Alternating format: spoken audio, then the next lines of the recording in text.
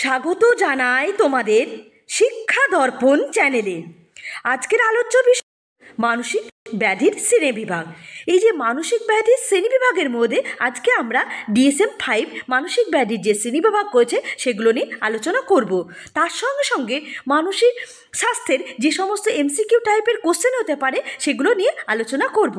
আমি তোমাদের আগের ক্লাসে মেন্টাল হেলথ অ্যান্ড হাইজিনিংয়ের কনসেপ্ট, স্কোপ ইত্যাদি বিষয়গুলো, তাছাড়া অ্যাডজাস্টমেন্ট, ম্যাল অ্যাডজাস্টমেন্ট কাকে বলে, বৈশিষ্ট্য কী, তাছাড়া ভারতীয়রা মানসিক ব্যাধির যে শ্রেণীবিভাগ করেছে ইত্যাদি বিষয়গুলো আমি পড়িয়ে দিয়েছি।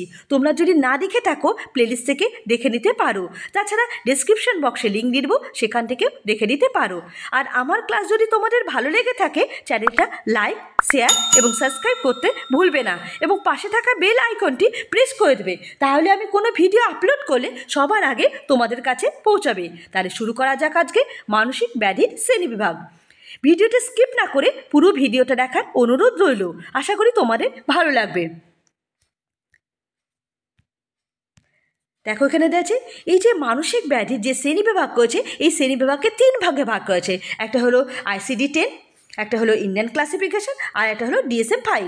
আমি ইন্ডিয়ান ক্লাসিফিকেশন পড়িয়ে দিয়েছি। তোমরা যদি না দেখে থাকো প্লেলিস্ট থেকে দেখে নিতে পারো। আজকের ক্লাসে আমরা DSM-5 নিয়ে আলোচনা করব।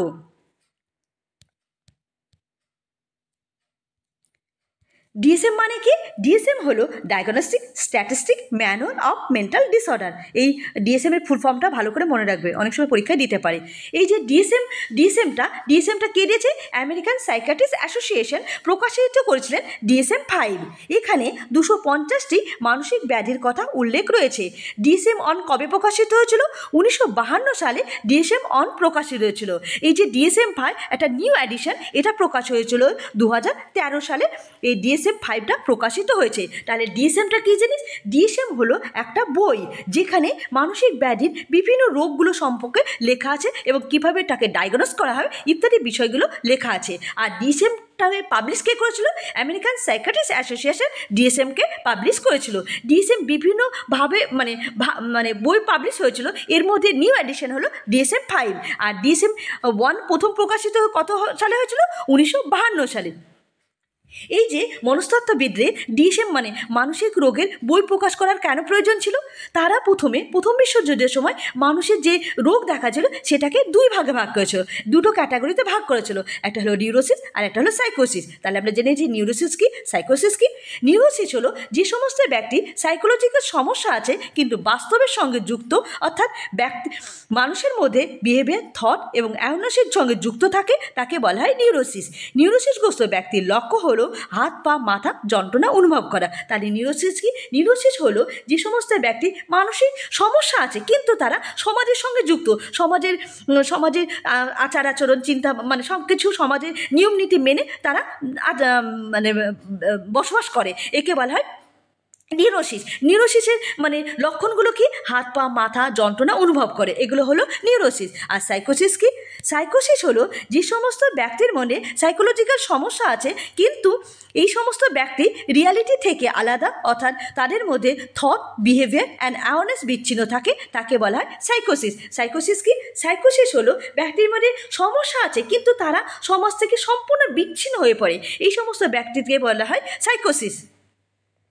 সাইকোসিসের লক্ষণগুলো কি? এর মধ্যে অ্যালকোহলগ্রস্ত থাকবে বা হিরোইন বা ইত্যাদি বা অন্য কোনো অলিক কল্পনা, ভ্রান্ত বিশ্বাস, খাবারের প্রতি অনীহা, এই সমস্ত দেখা দিলে তাদেরকে বলা হয় সাইকোসিসগ্রস্ত ব্যক্তি। এই সমস্ত ব্যক্তিরা সমাজ থেকে সম্পূর্ণ বিচ্ছিন্ন হয়। এই যে প্রথম বিশ্বযুদ্ধের যে সময় মনস্তত্ত্ববিদ্যা যেই 2টো ভাগে ব্যক্তিকে ভাগ করেছে, যে সমস্ত ব্যক্তি সমস্যাগ্রস্ত তাদেরকে 2 ভাগে ভাগ করেছে। কিন্তু ধীরে ধীরে মানুষের এই যে বিচার বিশ্লেষণ করার পর বিভিন্ন রোগগুলো তাদের কাছে আসলো, মানে তারা জানতে পারলো, বিচার বিশ্লেষণ করে বিভিন্ন রোগ সম্পর্কে জানলো। এই জানার পর তারা এই সম্বন্ধে একটা বই পাবলিশ করলো, এটাকে বলা হয় DSM বলা হয়। এই যে DSM বই, এই DSM-টাকে পাবলিশ হতে মানে DSM-1 DSM-2 হতে পাবলিশ হতে এখন বর্তমানে DSM-5 প্রকাশিত আছে। মানে এখন 2013 সালে DSM-5 পাবলিশ হয়েছে। তাহলে বুঝতে পারলে DSM-টা কী জিনিস আর DSM-টা কেন প্রকাশিত করা হয়েছে। এবার DSM-এ অন্তর্ভুক্ত যে রোগগুলো আছে সেটাকে 5টা ক্যাটাগরিতে ভাগ করেছে। যে ভাগগুলো কী কী সেটা একটু দেখে নিই এবার। অ্যাক্সিস 1 এর আছে ক্লিনিক্যাল অ্যান্ড সাইকোলজিক্যাল ডিসঅর্ডার, আর অ্যাক্সিস 2 আছে পার্সোনালিটি ডিসঅর্ডার, এটা হবে মেন্টাল হবে, এটা মেন্টাল রিটার্ডেশন। আর অ্যাক্সিস 3-তে আছে জেনারেল মেডিকেল কন্ডিশন, আর অ্যাক্সিস 4-এ আছে সাইকোলজিক্যাল অ্যান্ড এনভায়রনমেন্টাল প্রবলেম, আর অ্যাক্সিস 5-এ আছে গ্লোবাল ফাংশনিং ইন কারেন্ট। তাহলে আমরা কী কী জানলাম? এই যে 5টা অ্যাক্সিস আছে, প্রথম অ্যাক্সিস আছে clinical psychological disorder. Clinical psychological disorder বলতে কী বলে, এখানে বিভিন্ন রোগের নাম আছে, দুটো মানসিক রোগ বাদ দিয়ে, একটা হলো পার্সোনালিটি ডিসঅর্ডার আর মেন্টাল রিটার্ডেশন, এই দুটো বাদে সমস্ত ধরনের রোগের কথা উল্লেখ আছে অ্যাক্সিস 1-এ, মানে ক্লিনিক্যাল সাইকোলজিক্যাল ডিসঅর্ডার। এখানে যেমন অ্যাংজাইটি, অ্যাডজাস্টমেন্ট ডিসঅর্ডার বা ইটিং প্রবলেম, মুডিং, ডেলিরিয়াম, ডিমেনিয়ান ইত্যাদি রোগগুলো, ইত্যাদি বিষয়গুলো অন্তর্ভুক্ত রয়েছে। আর অ্যাক্সিস 2 এর মধ্যে পার্সোনালিটি ডিসঅর্ডার, মানে পার্সোনাল যে সমস্ত প্রবলেমগুলো আছে, মানে সমস্যাগুলো আছে, আর মেন্টাল রিটার্ডেশনের বিষয়গুলো এখানে অন্তর্ভুক্ত আছে অ্যাক্সিস 2 এর মধ্যে। এখানে যেমন anti social personality disorder, neuropsychiatrist personality disorder বা অবসেসিভ কম্পালসিভ পার্সোনালিটি ডিসঅর্ডার ইত্যাদি বিষয়গুলো অ্যাক্সিস 2 এর মধ্যে অন্তর্ভুক্ত রয়েছে। আর অ্যাক্সিস 3-তে কী আছে? General medical condition. General medical condition হচ্ছে যে মেডিসিন, মানে মেডিকেল ডক্টরকে যে সমস্ত মানসিক সমস্যাগ্রস্ত হবে সে সমস্ত বিষয়গুলো অ্যাক্সিস 3-এর মধ্যে অন্তর্ভুক্ত রয়েছে। আর অ্যাক্সিস 4-এ গেছে ক্লিনিক্যাল অ্যান্ড মানে সাইকোলজিক্যাল অ্যান্ড এনভায়রনমেন্টাল প্রবলেম, মানে পরিবেশগত দিক থেকে যে সমস্ত সমস্যা দেখতে পায় সে সমস্ত, যেমন ইকোনমিক, সোশ্যাল বা এডুকেশনাল যে সমস্ত সমস্যা দেখায়, এগুলো অ্যাক্সিস 4-এর মধ্যে অন্তর্ভুক্ত রয়েছে। আর অ্যাক্সিস 5-এ কী আছে? অ্যাক্সিস 5-এ মানে global assessment functioning in current, মানে এই অ্যাক্সিস 5-এর মধ্যে এখানে সাধারণত রেট দেওয়া হয়। রেট বলতে গেলে মানে যে সমস্ত রোগের কত রেট হবে এই রেটটা রয়েছে এখানে, 0 থেকে 100-র মধ্যে এই রেটটা দেওয়া হয় অ্যাক্সিস 5-এ, মানে global assessment functioning in current. এখানে বিভিন্ন রোগের রেট দেওয়া হয়। তাহলে আমরা কী কী জানতে পারলাম? অ্যাক্সিস 1 হলো ক্লিনিক্যাল সাইকোলজিক্যাল ডিসঅর্ডার, অ্যাক্সিস 2 হলো personality disorder and mental retardation, Axis 3 হলো জেনারেল মেডিকেল কন্ডিশন, আর অ্যাক্সিস 4 হলো সাইকোলজিক্যাল এনভায়রনমেন্টাল প্রবলেম, আর অ্যাক্সিস 5 হলো global assessment functioning in current. তাহলে বোঝা গেল কোন অ্যাক্সিসে কী বলা হয়েছে। তাহলে আমরা কি বললাম? DSM-5, এই যে DSM-5টা আশা করি বুঝতে পারলে তোমরা সবাই। তোমার DSM-5 মানে DSM-5 কেন তৈরি মানে হয়েছিল, DSM-5-এ যে সমস্ত রোগগুলো অন্তর্ভুক্ত আছে সেগুলো আশা করি জানা গেল। এবার আমরা দেখে নেব যে মানসিক স্বাস্থ্য থেকে যে সমস্ত MCQ টাইপের কোশ্চেন হতে পারে, সেই কোশ্চেনগুলো কীরকম টাইপের হতে পারে সেগুলো নিয়ে আলোচনা করব। টোটাল কোশ্চেন আছে 25টা। তোমরা ভিডিওটাকে পজ করে নিজেরা উত্তর দেওয়ার চেষ্টা করবে, যে কার কটা ঠিক হয়েছে আমাকে মেসেজ করে জানাবে। তাহলে কোশ্চেনগুলো 1 নম্বর কোশ্চেন দেখে নিই। 1 নম্বর কোশ্চেন হলো মানসিক স্বাস্থ্যের সর্বাপেক্ষা গুরুত্বপূর্ণ উদ্দেশ্য হলো, 1 নম্বর হলো মানসিক রোগের চিকিৎসা করা, 2 নম্বর হলো দৈহিক ও মানসিক স্বাস্থ্য সুস্থ রাখা, 3 নম্বর হলো মানসিক স্বাস্থ্য সুস্থ রাখা, আর 4 নম্বর হলো মানসিক রোগ নির্ধারণ করা। তাহলে তোমরা বলে দাও মানসিক স্বাস্থ্যের সর্বাপেক্ষা গুরুত্বপূর্ণ উদ্দেশ্য কী? এটা হবে বি, মানে দৈহিক ও মানসিক স্বাস্থ্য সুস্থ রাখা। 2 নম্বর কোশ্চেনটা দেখে নিই। 2 নম্বর কোশ্চেন হলো মানসিক স্বাস্থ্য বিজ্ঞানের দিকগুলি হলো, মানে প্রতিরোধমূলক দিক, প্রতিকারমূলক দিক, রোগ নির্ধারক ও চিকিৎসামূলক দিক, উপরে সব কটি। তাহলে কি হবে এটা? মানসিক স্বাস্থ্যবিজ্ঞানের দিকগুলো কি? উপরে সব কটি। এরপরে কোশ্চেনটা দেখে নিই। 3 নম্বর হলো অভিযোজন হলো, অপশানগুলো দেখে নিবার। 1 নম্বর হলো একটি প্রক্রিয়া, বি আছে সাফল্য, সি আছে A and B, আর ডি আছে চূড়ান্ত ফল। তাহলে অভিযোজন কি? অভিযোজন হলো একটা প্রক্রিয়া ও সাফল্য, মানে এটার অ্যান্সার হবে সি। 4 নম্বর কোশ্চেন, নিচের কোনটি অপসঙ্গতির লক্ষ্য, মানে ম্যাল অ্যাডজাস্টমেন্টের লক্ষ্য কোনটা সেটা জানতে চেয়েছে। 1 নম্বর অপশন সর্বদা অস্থিরতা ভাব, বি আছে অতিরিক্ত কাজ করা, ডি আছে বদমেজাজি, আর সি আছে বদমেজাজি, আর ডি আছে উপরের সবকটি। তাহলে অপসঙ্গতির লক্ষ্য হলো উপরের সবকটি, মানে সবকটা লক্ষ্যই অপসঙ্গতি লক্ষ্য করা যায়। এই যে সর্বদা অস্থিরতা ভাব বা অতিরিক্ত কাজ করা বা বদমেজাজি, এ সমস্ত কারণে অপসঙ্গতি দেখা যায়। 5 নম্বর কোশ্চেন। 5 নম্বর কোশ্চেন হলো আঙ্গুর ফল টক কোন ধরনের অভিযোজন কৌশল। অপশানগুলো দেখে নিই। 1 নম্বর হলো পরিপূরক, বি আছে প্রতিক্ষেপণ, সি আছে অপব্যাখ্যান, আর ডি আছে অবদমন। তাহলে আঙ্গুর ফলটির এটা হলো অপব্যাখ্যান কৌশল। এই যে অভিযোজনের যে কৌশলগুলো তোমরা এই ভিডিওটা ভালো করে দেখে নে, মানে অ্যাডজাস্টমেন্ট ম্যান অ্যাডজাস্টমেন্টে আমি অভিযোজনের কৌশলগুলো ভালো করে বলে দিয়েছি। তোমরা যদি না দেখে থাকো প্লেলিস্ট থেকে এটা দেখে নিতে পারো। 6 নম্বর কোশ্চেন কি?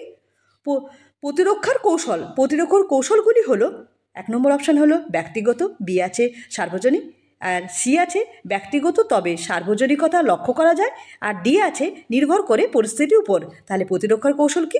ব্যক্তিগত তবে সার্বজনিকতা লক্ষ্য করা যায়। 7 নম্বর কোশ্চেন হলো অপসঙ্গতি সম্পন্ন শিশুদের দেখা যায়, মানে অপসঙ্গতি মানে ম্যালঅ্যাডজাস্টমেন্ট কোন ধরনের শিশুদের মধ্যে দেখা যায় সেটা জানতে চেয়েছে। একটা হলো ভগ্ন পরিবার, বি আছে দরিদ্র পরিবার, সি আছে যৌথ পরিবার, আর ডি আছে অনুপরিবার। তাহলে অপসঙ্গ মানে ম্যালঅ্যাডজাস্টমেন্ট করা, এটা হলো ব্রোকেন ফ্যামিলি মানে ভগ্ন পরিবারে অপসঙ্গতি দেখা যায়। 8 নম্বর কোশ্চেন শিশুদের মধ্যে হতাশার প্রাথমিক কারণ কি? মানে শিশুদের যে হতাশ হয় তার প্রাথমিক কারণ কি? অপশানগুলো দেখো। 1 নম্বর হলো পরিবেশগত বাধা, সি আছে পিতামাতার প্রশ্রয়, এটা বি হবে, এটা বি আছে পিতামাতার প্রশ্রয়, সি আছে উৎসাহ প্রদান, আর ডি আছে ভাই বোনের মধ্যে দ্বন্দ্ব। তাহলে শিশুদের মধ্যে প্রাথমিক হতাশার কারণ কি? এটা হলো পরিবেশগত বাধার কারণে শিশুদের মধ্যে হতাশায় দেখা যায়। 9 নম্বর কোশ্চেন সমস্যাযুক্ত শিশু বলতে সাধারণত বোঝানো হয়, মানে সমস্যাযুক্ত শিশু কাদেরকে বোঝায় সেটা বলতে হয়েছে। অপশানগুলো দিয়ে এ আছে যাদের কম সাধারণ বুদ্ধি থাকে, বি আছে যাদের কোনো একটি বিষয়ে দুর্বলতা, সি আছে যাদের শারীরিক ত্রুটি থাকে, আর ডি আছে যারা অপসঙ্গতি সাধনে সক্ষম। তাহলে কোনটা হবে অপশানটা বলে দাও তোমরা। যাদের এটা ভুল আছে, এটা হলো সংগতি সাধনে অক্ষম, এটা হবে সংগতি হবে। যাদের সঙ্গতি মানে ম্যাল অ্যাডজাস্টমেন্ট দেখাবে তাদের সমস্যা দেখা যায়, এটা হবে যাদের সঙ্গতি সাধনে অক্ষম, মানে সঙ্গতি সাধন করতে পারে না তাদের সমস্যা দেখা যায়। 10 নম্বর কোশ্চেন এটা জ্ঞান বিজ্ঞান হবে। জ্ঞান বিজ্ঞান হলো মনোবিদদের মতে জ্ঞান বিষয় হলো কোন বিষয়ে অধ্যয়ন, মানে জ্ঞান বিজ্ঞান কোন বিষয়ে অধ্যয়ন করে সেটা জানতে চেয়েছে। একটা হলো অভিজ্ঞতা, বি আছে মন ও আত্মা, সি আছে আচরণ, আর ডি আছে উচ্চ মানসিক প্রক্রিয়া। তাহলে জ্ঞান বিজ্ঞান কোন বিষয়ে অধ্যয়ন করে? এটা হলো উচ্চ মানসিক প্রক্রিয়া জ্ঞান বিজ্ঞান নিয়ে আলোচনা করা হয়। 11 নম্বর কোশ্চেন হলো সিজোফ্রেনিয়া সাধারণত কোন বয়সে বেশি দেখা যায়? অপশানগুলো দেখে নিই। একটা হলো শৈশবকালে, বি আছে বাল্যকালে, সি আছে প্রারম্ভিক প্রাপ্তবয়স্ককালে, আর ডি আছে বার্ধক্যকালে। তাহলে আমি যখন সিজোফ্রেনিয়া পড়েছিলাম তখন এই কোন বয়সে দেখা যায় তা বলেছিলাম। এটা অপশান হবে, এটা সাধারণত 16 থেকে 34 বছর বয়সে এই সিজোফ্রেনিয়া দেখা যায়। তাহলে এটার অপশান কোনটা হবে? এটা হবে সি, মানে প্রারম্ভিক প্রাপ্তবয়স্ককালে। তোমরা যদি সিজোফ্রেনিয়া ভিডিওটা না দেখে থাকো প্লেলিস্ট থেকে দেখে নিতে পারো। 12 নম্বর কোশ্চেন এখানে 12 নম্বর কোশ্চেন হলো ডিসলেক্সিয়া নিম্নলিখিত কোনটির সঙ্গে যুক্ত? অপশানগুলো দেখি। মানসিক বিশৃঙ্খলা, বি আছে আচরণগত বিশৃঙ্খলা, সি আছে গঠনমূলক বিশৃঙ্খলা, আর ডি আছে লিখনের বিশৃঙ্খলা। আর ডিসলেক্সিয়া তাহলে কি? ডিসলেক্সিয়া হলো পঠনমূলক বিশৃঙ্খলা, মানে রিডিংয়ে যদি অসুবিধা হয় তবে তাদের মধ্যে ডিসলেক্সিয়া দেখানো হয়। আমি এগুলো খুব ভালো করে হয়েছে ডিসলেক্সিয়া, ডিসক্যালকুলিয়াম, ডিসগ্রাফিয়া, ডিসপ্রেক্সিয়া, ডিসফেসিয়া ইত্যাদিগুলো কোনটা হয় এগুলো আমি ভালো করে বলে দিয়েছি। তোমরা যদি এগুলো না দেখে থাকো প্লেলিস্ট থেকে দেখে নিতে পারো। 13 নম্বর কোশ্চেন দেখে নিই। 13 নম্বর কোশ্চেন হলো ইলেকট্রোথেরাপি হলো, অপশানগুলো দেখেছি, মনোরোগীদের অস্বাভাবিক উত্তেজনা এটা হ্রাস করার ক্ষমতা জন্য অল্প মাত্রায় বৈদ্যুতিন শক, বি আছে একটা ওষুধের নাম, একটি শিখন পদ্ধতি, আর ডি আছে একটি শিক্ষা পদ্ধতি। তাহলে ইলেকট্রোথেরাপি হলো মনোরোগীদের অস্বাভাবিক উত্তেজনা হ্রাস করার জন্য অল্প মাত্রায় বৈদ্যুতিন শক। 14 নম্বর কোশ্চেন মনোসমীক্ষণ চিকিৎসা পদ্ধতির প্রবক্তাকে সেটা জানতেছে। অপশানগুলো দিয়েছি প্যাভলভ, বি আছে স্কিনার, সি আছে ফয়েড, আর ডি আছে ওয়াটসন। তাহলে তোমরা বলে দাও মনোসমীক্ষণ চিকিৎসা পদ্ধতির প্রবক্তাকে, এটা হলো ফয়েড। এরপরে কোশ্চেনটা দেখে নিই। 15 নম্বর কোশ্চেন সোমাটিক ডিসঅর্ডার নিম্নলিখিত অন্তর্গত হলো, অপশানগুলো দেখো। হিস্টেরিয়া, বি আছে সাইকোপেনিয়ান, সি আছে নিউরোস্থেনিয়ান, আর ডি আছে উপরে সবকটি। তাহলে কী হবে এটার অ্যান্সার হবে মানে সোমাটিক ডিসঅর্ডার দেখা যায় সবকটা, মানে হিস্টেরিয়ান, সাইকোপেনিয়ান, নিউরোথেনিয়ান সবকটার মধ্যে সোমাটেটিক ডিসঅর্ডার দেখা যায়। তারপরে অপশানটা দেখো 16 নম্বর কোশ্চেন। 16 নম্বর কোশ্চেন হলো স্লিপিং ওয়াকিং ডিসঅর্ডার, মানে ঘুমানোর সময় যে ওয়াক করে মানে হেঁটে যায়, এটা কোনটার লক্ষণগুলো কি সেটা জানতে চেয়েছে। একটা হলো ডিমেনিয়ান, বি আছে সোমানিয়ান, আর সি আছে ফোবিয়া, আর ডি আছে অ্যাংজাইটি। তাহলে কোনটা দেখা যায়? স্লিপিং ওয়াকিং ডিসঅর্ডার দেখা যায়, এটা হলো প্যারানোইয়ান। প্যারানোইয়ার মধ্যে না প্যারাসোনিয়ার মধ্যে স্লিপিং ওয়াকিং ডিসঅর্ডার দেখা যায়। আর ফোবিয়া হলো ভয় হলে ফোবিয়া হয়, অ্যাংজাইটিও আশা করি উত্তেজিত বা অ্যাংজাইটি মানে কোনো জিনিস চিন্তা করলে অ্যাংজাইটি দেখা যায়। আর ওয়াকিং হলো প্যারাসোনিয়ার মধ্যে ওয়াকিং দেখা যায়। 17 নম্বর কোশ্চেন দেখে নিই। 17 নম্বর কোশ্চেন হলো ক্রিয়াভিত্তিক চিকিৎসকের উদ্ভবকে, মানে ক্রিয়াভিত্তিক চিকিৎসা পদ্ধতির উদ্ভাবককে সেটা জানতে রয়েছে। মন্তেশ্বরী, বি আছে ফয়েবের, সি আছে অ্যানা ফয়েড, আর ডি আছে মিলানি ক্লাইন। তাহলে ক্রিয়াভিত্তিক চিকিৎসা পদ্ধতির প্রবক্তাকে, এটা হলো অ্যানা ফয়েড। 18 নম্বর কোশ্চেন, সামাজিক ব্যাধি কোন ধরনের চিকিৎসায় অবাধ অনুষঙ্গ ব্যবহার করা হয়? মানে সামাজিক ব্যাধি চিকিৎসা ক্ষেত্রে কোন চিকিৎসায় অবাধ অনুষঙ্গ ব্যবহার করা যায় সেটা জানতে চেয়েছে। অপশানগুলো দেখি। আচরণ পরিবর্তনশীল চিকিৎসা, বি আছে মনোসমীক্ষক চিকিৎসা, সি আছে কথোপকথন চিকিৎসা, আর ডি আছে সমন্বিত চিকিৎসা। তাহলে অবাধ অনুষঙ্গ ব্যবহার করা হয় মনোসমীক্ষক চিকিৎসায়, এটা অ্যান্সার হবে বি। এরপরে কোশ্চেনগুলো দেখে নিই। 19 নম্বর কোশ্চেন। 19 নম্বর কোশ্চেন হলো ADHD অক্ষরটি শব্দ হলো, মানে ফুল ফর্মটা কী নিয়েছে, ADHDর ফুল ফর্মটা কি সেটা জানতে চেয়েছে। অপশানগুলো দেখে।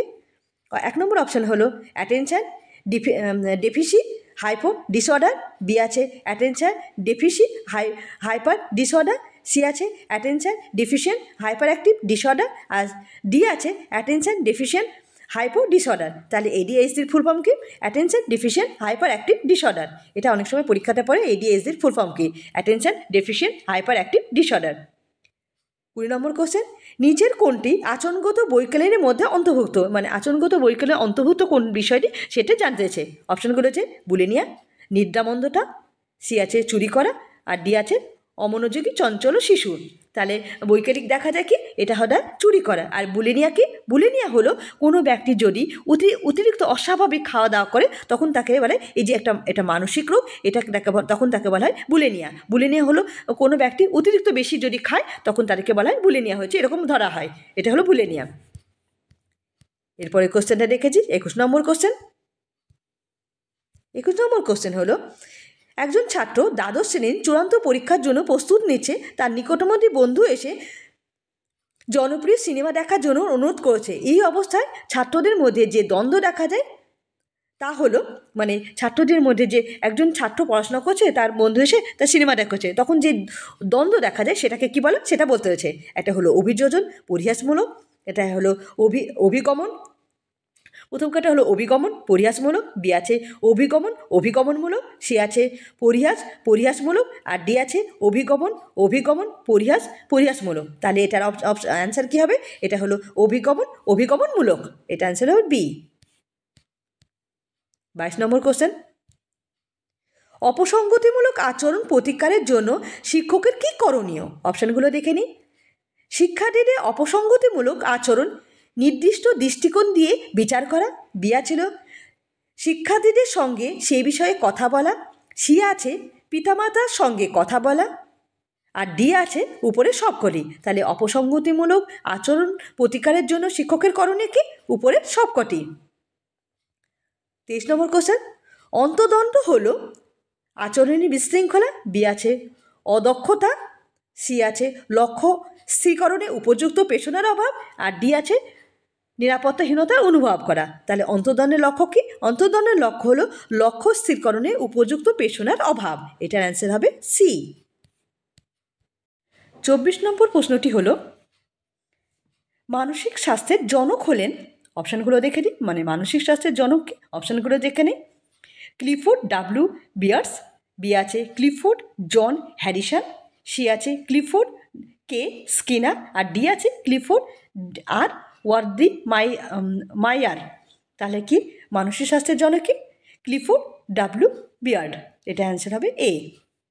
লাস্ট কোশ্চেন 25 নম্বর কোশ্চেন, মানসিক স্বাস্থ্যবিজ্ঞানের দিকগুলি প্রতিকারমূলক, প্রতিরোধমূলক, বি আছে প্রতিকারমূলক, সি আছে রোগ নির্ধারণ ও চিকিৎসামূলক দিক, আর ডি আছে উপরে সবকটি। তাহলে মানসিক স্বাস্থ্যবিজ্ঞানের দিকগুলো হলো উপরে সবকটি, মানে প্রতিকারমূলক, প্রতিরোধমূলক, রোগ নির্ধারণ বা চিকিৎসামূলক সবকটা দিক মানসিক স্বাস্থ্য বিজ্ঞান এই সমস্ত দিক নিয়ে আলোচনা করে। তাহলে আজকে আমরা 25টা কোশ্চেন করলাম। 25টা কোশ্চেনের মধ্যে কার কটা ঠিক হয়েছে আমাকে মেসেজ করে জানাবে। আর তোমাদের যদি কোনো জিনিস বুঝতে অসুবিধা হয় আমাকে মেসেজ করবে, আমি তার উত্তর দেব। আর আমার ক্লাস তোমাদের কেমন লাগছে মেসেজ করে জানাবে। ধন্যবাদ।